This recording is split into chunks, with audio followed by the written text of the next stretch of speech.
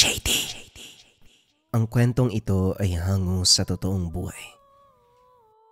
Mula ito sa isa nating kabayan na itago na lamang natin sa pangalang Felix. Taong 1984, probinsya ng Cebu. Mula sa syudad, dumayo ng probinsya para idulog sa manggagamot ang kondisyon ng nakababatang kapatid. Ang sabi ng maglalako, posibleng pinaglaruan ng engkanto ang bata. Ito rin mismo ang nagmungkahi na ipasuri sa binisayang manggagamot. Nung una, inakala na pineperahan dahil kaanak ang nirekomenda. Minsan ang naloko sa ganitong paraan kaya hindi pinansin. Subalit makalipas ang mga araw lumala ang kalagayan ng kapatid. Sa muling pagdaan ng maglalako, nagpasama ang binata sa probinsyang sinabi nito. Gulat si Felix nang maabutan ang mahabang pila sa isang kubo. Karamihan sa mga ito, may kanya-kanyang karamdaman. Nag-iintay sila sa tabi. Samantalang si Mang Joel ang pumasok upang makausap ang kaanak ng manggagamot. Hindi nagtagal, bumalik para sabihing isisingit pagkatapos ng mga nakapila. Hapon na nang maasekaso. Hindi makapaniwala si Felix nang malaman na babae ang manggagamot. Ang buong akala lalaki na katulad na madalas na naririnig. Pinaghintay ng ilang sandali dahil tinatapos pa ang huling pasyente. Habang pinagmamasdan ang pamamaraan, kinabahan ng binata. Paano ba naman kasi? Ang biktima ay sinapian. Nang manlaban ay gumante ang manggagamot. Walang pigil na sinampal hanggang sa mawalan ng malay. Ayon kay Mang Joel, ganun talaga ang pamangkin niya. Katagalan, hindi na panggagamot ang tingin ni Felix kundi pisikal na away. Sabunot dito, sabunot doon.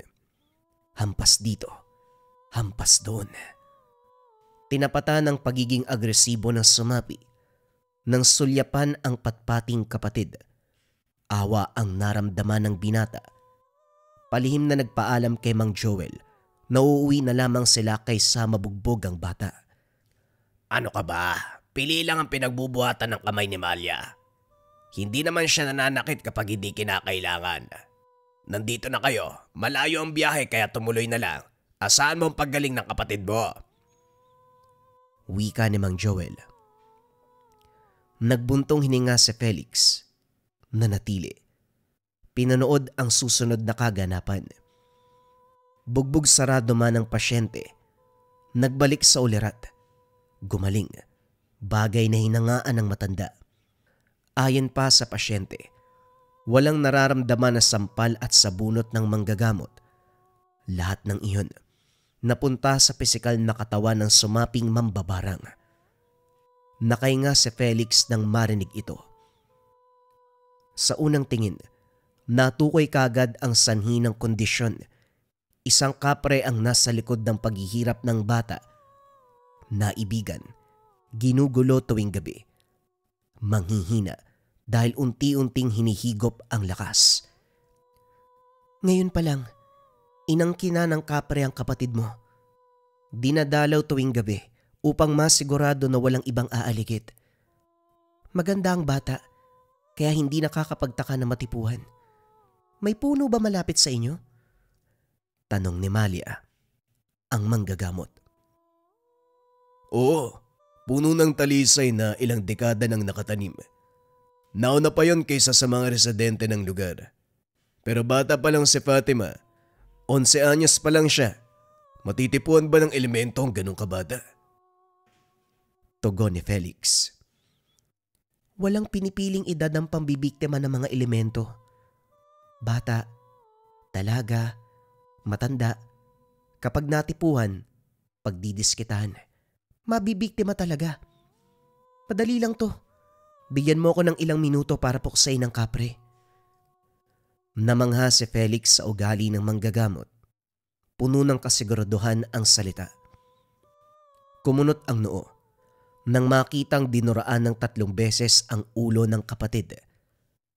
Pagkatapos nun, pinulsuhan sa magkabilang kamay, sumambit ng orasyon. Ilang sandali pa umitim ang mata ng bata, nanginginig ang katawan. Ganito ang sitwasyon sa loob ng ilang minuto. Nagpatuloy ang pagsambit ng mga kataga. Ilang ulit dinuraan ang ulo sabay hilot. Nagpahid ng haplas sa katawan ng pasyente. Hindi naglaon. Nagising sa uliratang bata. Lumiwanag ang muka. Gumaan ang pakiramdam. Nanumbalik ang lakas. Isa na lang ang kailangan mong gawin. Mag-alay ka tuwing Martes at Biyernes doon sa puno na tirahan ng kapre. Kapatid mo mismo ang dapat magdasal ha. Kailangan taimtim para makumbinsi ang nilalang. Naglabas ng pera si Felix para magbayad, pero binigyan lamang siya ng makahulugan na tingin ni Malia. Tumalikod ng walang paalam. Iyo, hindi tumatanggap ng pera si Malia. Pagkain, prutas, o bisayang manok ang kailangan bilang bayad. Wika ni Mang Joel. At dahil gabi na, nanatili muna sa tahanan ng matanda ang magkapatid. Hindi pwedeng umalis dahil bukod sa 10 oras, hindi pa nakapagbayad sa manggagamot. Napagkasundoan nila Mang Joel na samahan siya nito sa lungsod para bumili ng bisayang manok. Kinabukasan, madaling araw pa lang nag-aabang na. Pagbukas ng tindahan, naubusan sa dami ng mamimili. Kahit kakilala ni Mang Joel ang tendero, wala pa ring naitabi. Bumili na lamang ng prutas, bigas, para ihalili sa pambayad na manok. Sa kabutiang palad, tinanggap naman ni Malia. Pagbalik ng tahanan, isinagawa kagad ni Felix ang pag-aalay. Araw ng Martes, kung kaya't hindi pinalampas ang pagkakataon.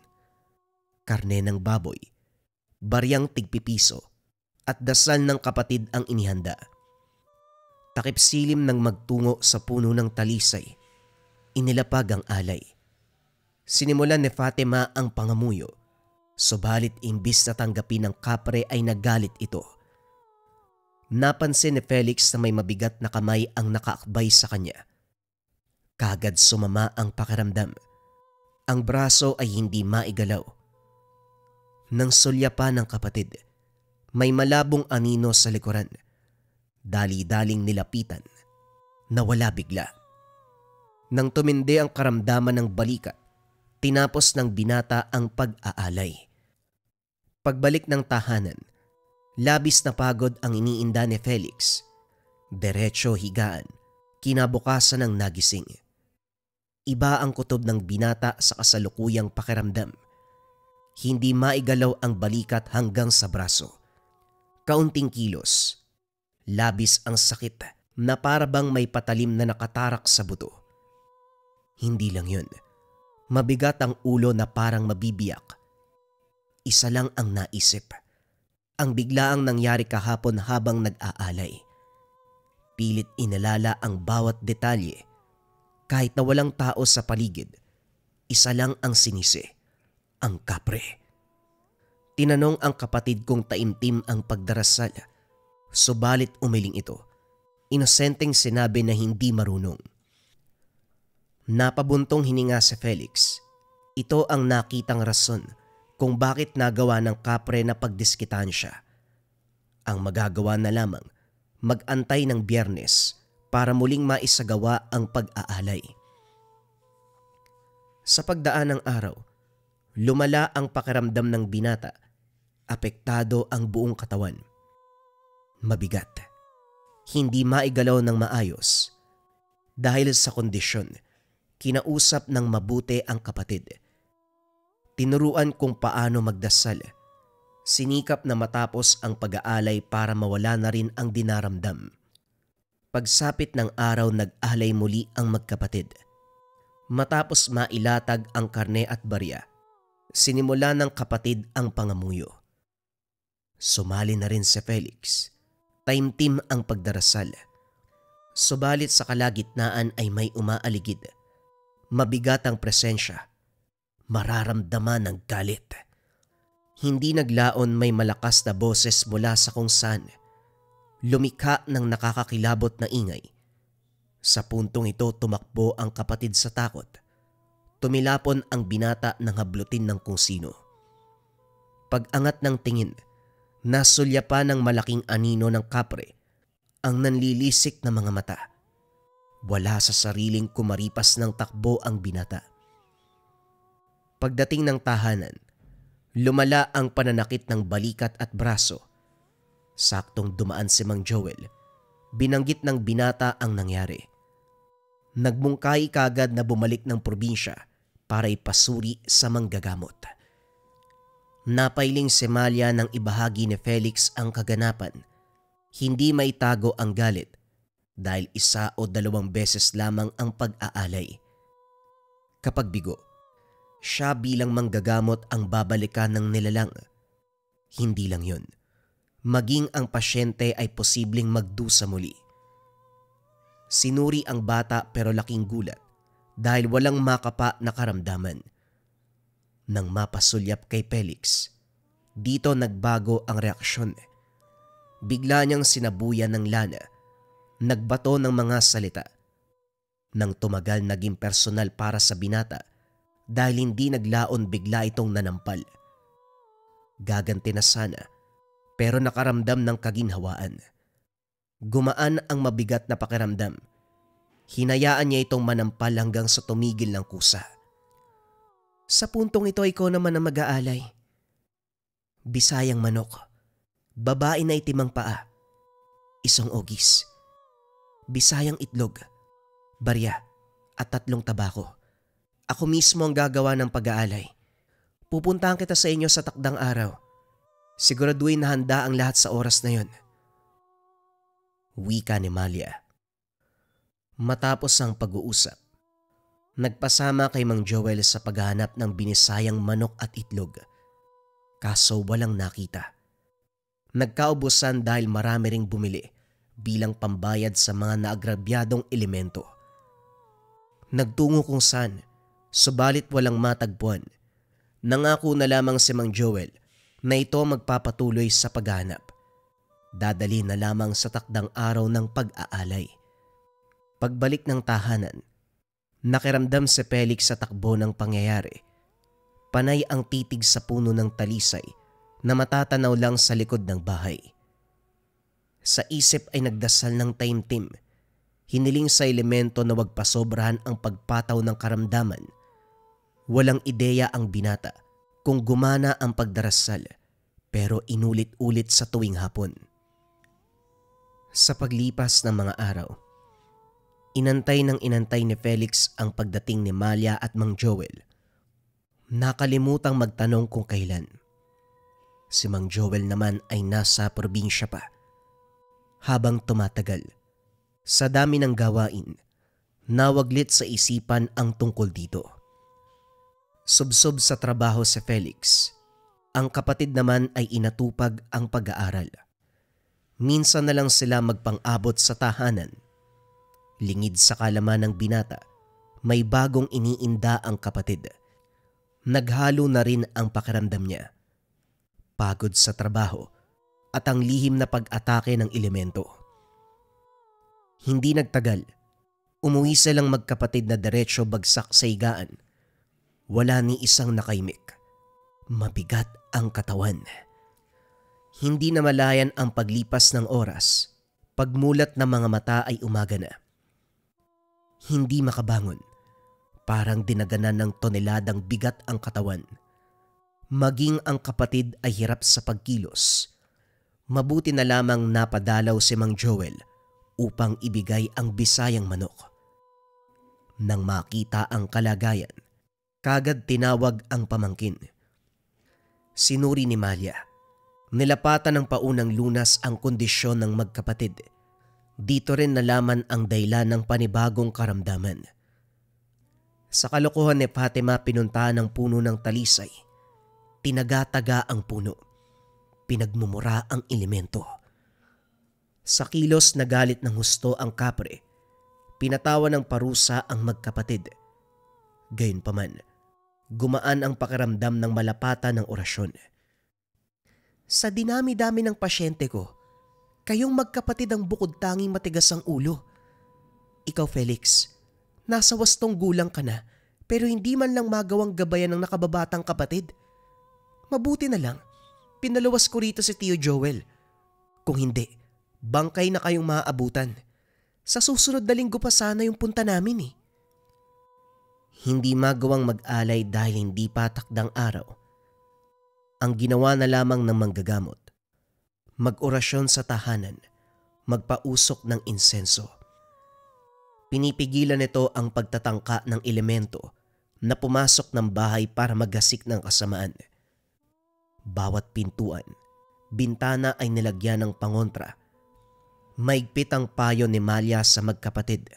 Paulit-ulit na pinagsabihan lalo na si Fatima. Nang umalis sina Malia at Mang Joel, hindi maitago ni Felix ang pangamba. Tiwala naman siya sa pananggalang na inilapat sa paligid, pero hindi maitatanggi ang banta ng elemento.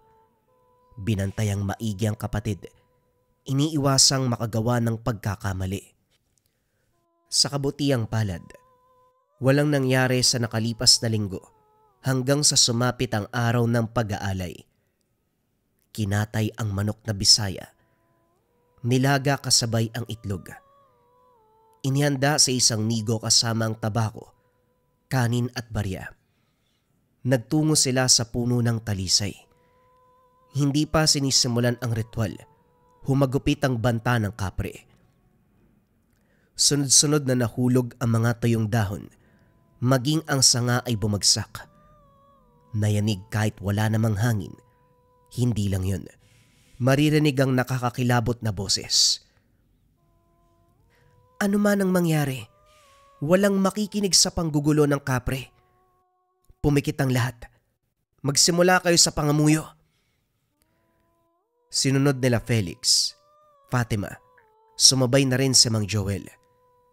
Pinagmasdan ni Felix ang hakbang ni Malia. Hindi marinig ang sinambit, pero bumubuka ang bibig.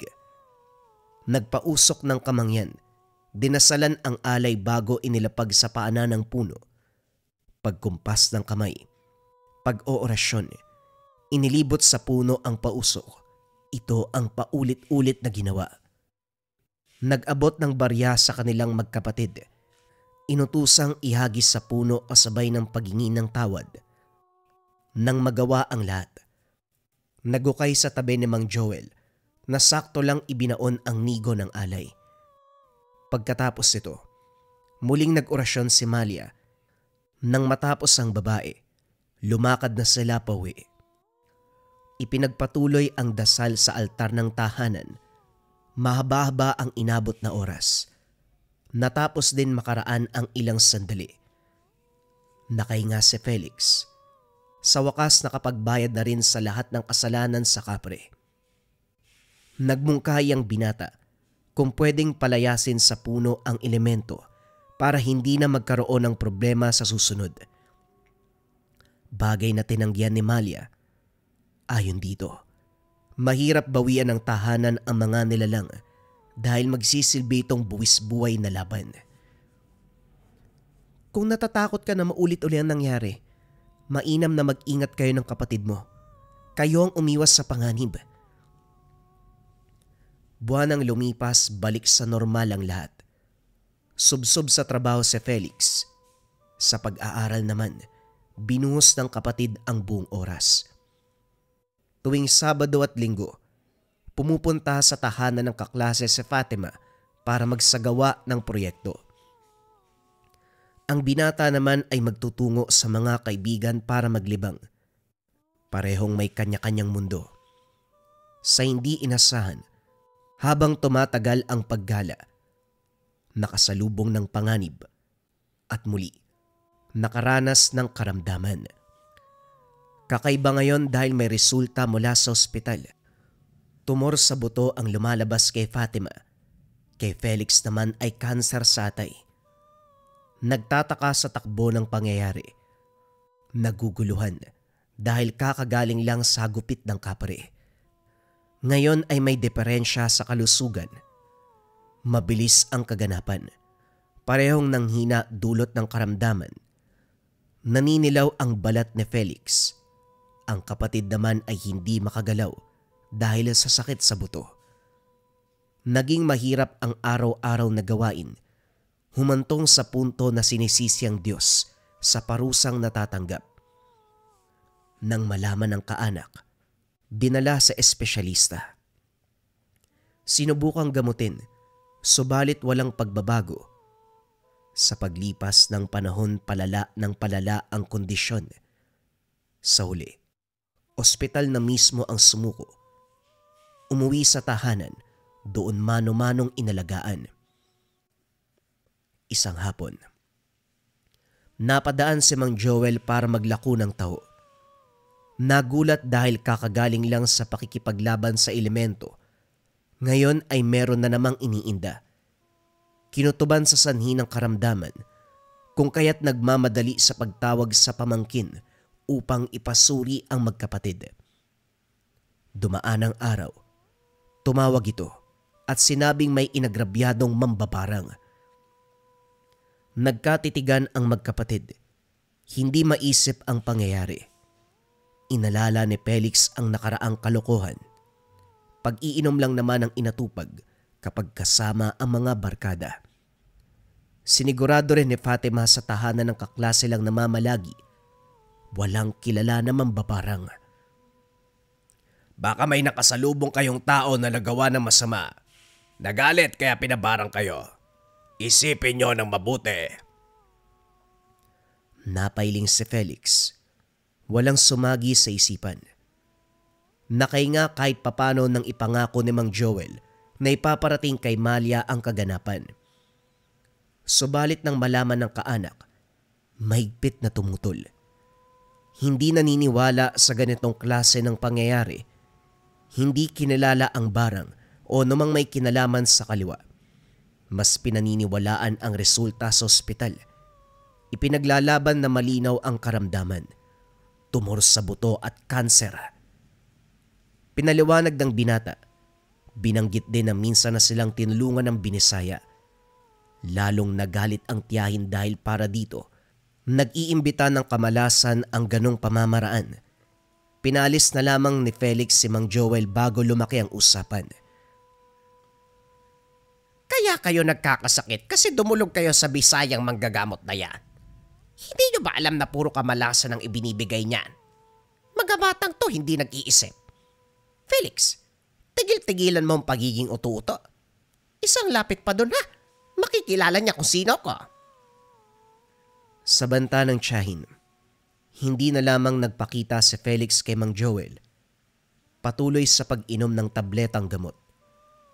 Pagpapasuri sa doktor, ilang libo na ang naubos pero walang pagbabago sa kondisyon. Lumala pa. Nang makapagpasya ang binata, palim na dinala ang kapatid sa probinsya. 10 oras ng gabi.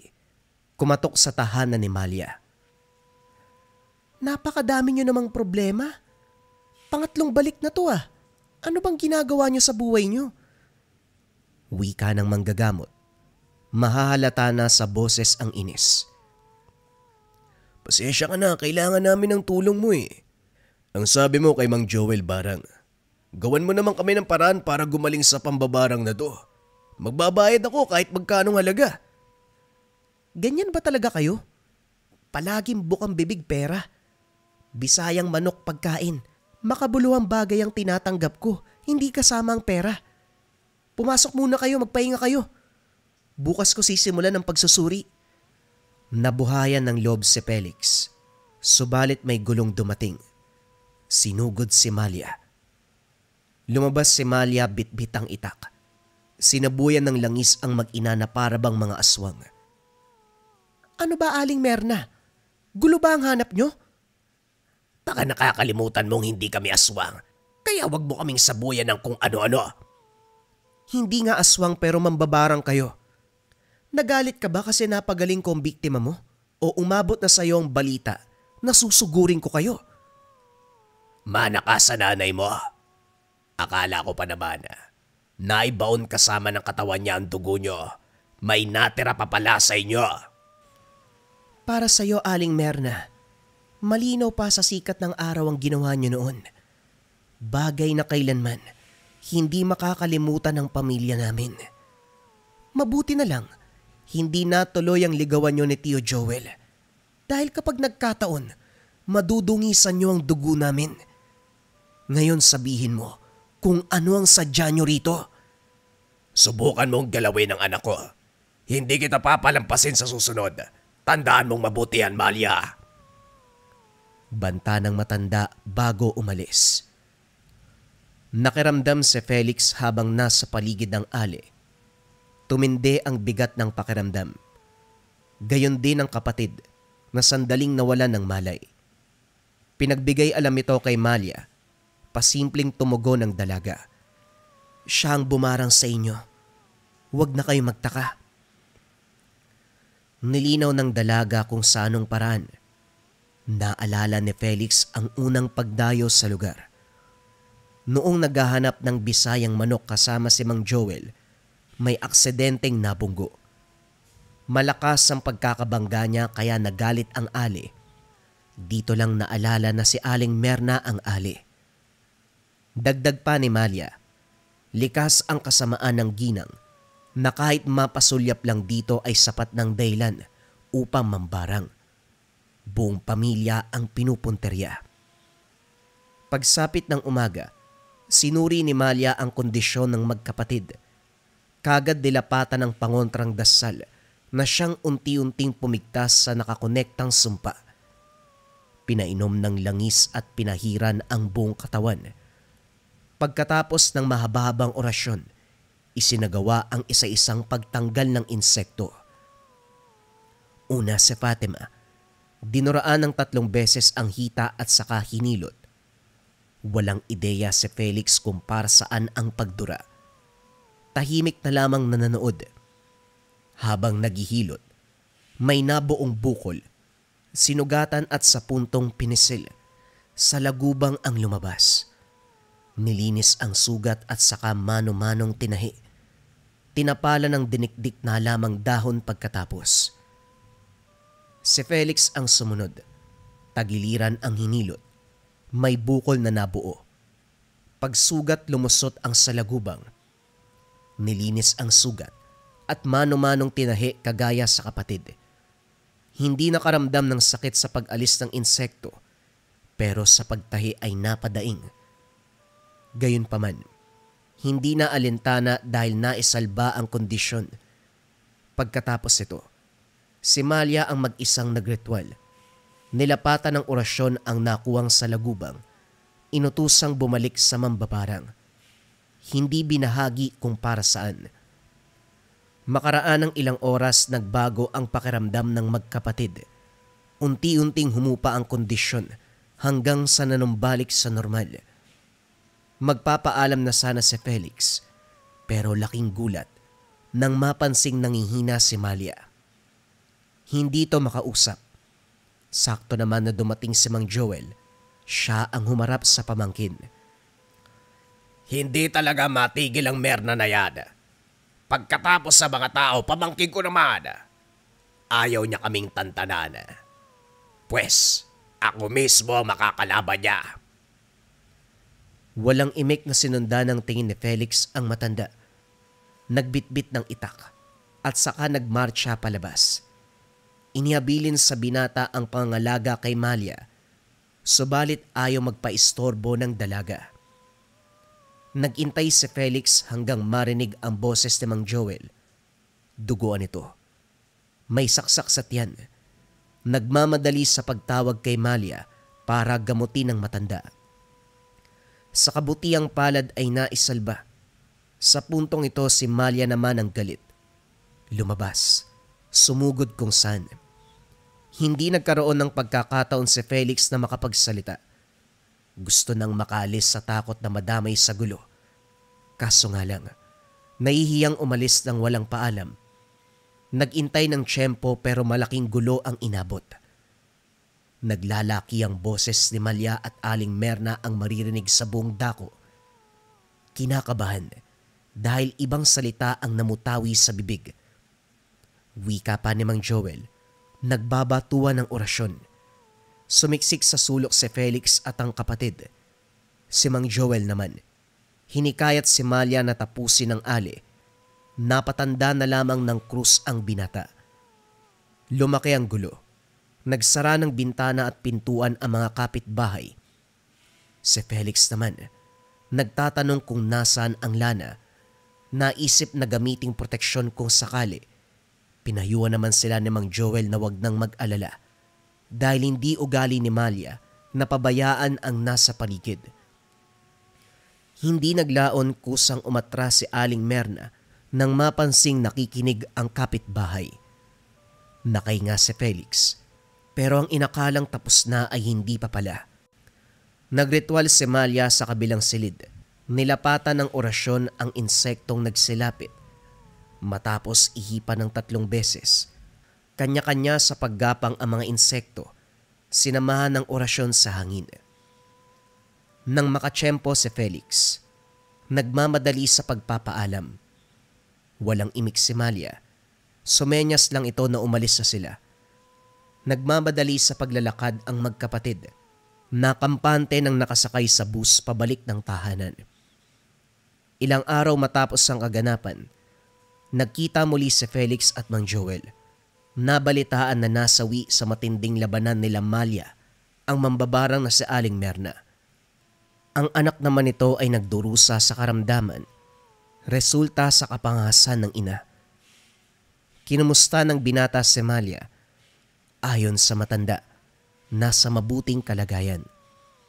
Bilang pasasalamat sa tulong ng manggagamot, nagpadala si Felix ng 1 dosena ng binisayang manok. Tinuring na milagro sa ngalan ng binisayang manggagamot ang pagkawala ng sakit na ayon pa sa doktor. Tumor sa buto at kanser. Taus-puso naman itong tinanggap ni Mang Joel. Naiinis man ang dalaga sa kanya dahil ilang ulit na pinsala ang katawan ng kapatid. Matapos siyang makapagpasalamat, ipinangako na hindi na sila babalik. Hindi dahil nagdaramdam, kundi mag-iingat na at iiwas na rin sa anumang banta. Natupad naman ang binitawang salita dahil sa paglipas ng mga panahon. Lumaki na walang iniinda ang magkapatid, maliban na lamang sa mga ordinaryong karamdaman. Gayunpaman, naging aral ang karanasan ng pambibiktima ng kapre at ng pambabarang sa kapatid. Kahit kailan, hindi nila makakalimutan ang isang malakas na manggagamot. Si Malia, ang binisayang manggagamot. 3 patotoo sa Marahuyo Bracelet Depensa Espiritual, Rebuelta o Baliksumpa. Unang kabayan, pagkasuot ng Marahuyo Bracelet, kinabukasan. Naospital yung mangkukulam na gumagambala sa kanila. Ikalawang kabayan, problema sa pagtulog ng maraming taon, ginagambala sa gabi. Magmula nang masuot ang Marahuyo Bracelet, nagkaroon ng payapang pagtulog at hindi na nananaginip ng kung ano-anong elemento, maging ng mga itim na anino. Ikatlong kabayan, ang kaibigan na mangkukulam. Ilang buwan ng pagdurusa sa sakit na hindi gumagaling. Magmula nang masuot ang Marahuyo Bracelet ay nagbago ang lahat. Nasanggi ng kaibigan niya ang Marahuyo at bagyang napaso ito. Magmula ng araw na yon naging mailap na ang kaibigan niya, kasabay ng paggaling niya sa karamdaman ay siya namang pagkakasakit ng kaibigan niya. Hanggang sa umabot sa punto, umalis na ito sa dorm kung saan sila nakatira. Ang huling sinabi nito, "Pasensya na, dahil lang sa inggit." Ang Marahuyo Bracelet ay depensa espiritual kontra kulam, barang, tigalpo, palipadhangin, usog o kahit anong masamang uri ng sumpa. Pero bakit ba ganon ang nangyari sa mga istoryang nabanggit? Dahil narito rin ang rebuelta, sumbalik o baliksumpa. Kung ano man ang sumpa na ibinigay sa inyo, ibinabalik sa taong nagbigay. Kung interesado ka kabayan, paki-visit lang ang shop ng Likha Merchandise. I-search nyo lang, Likha Marahuyo Bracelet. Piliin nyo ang pinakamaraming sold at pinakamataas na ratings. Mag-ingat sa mga scammers.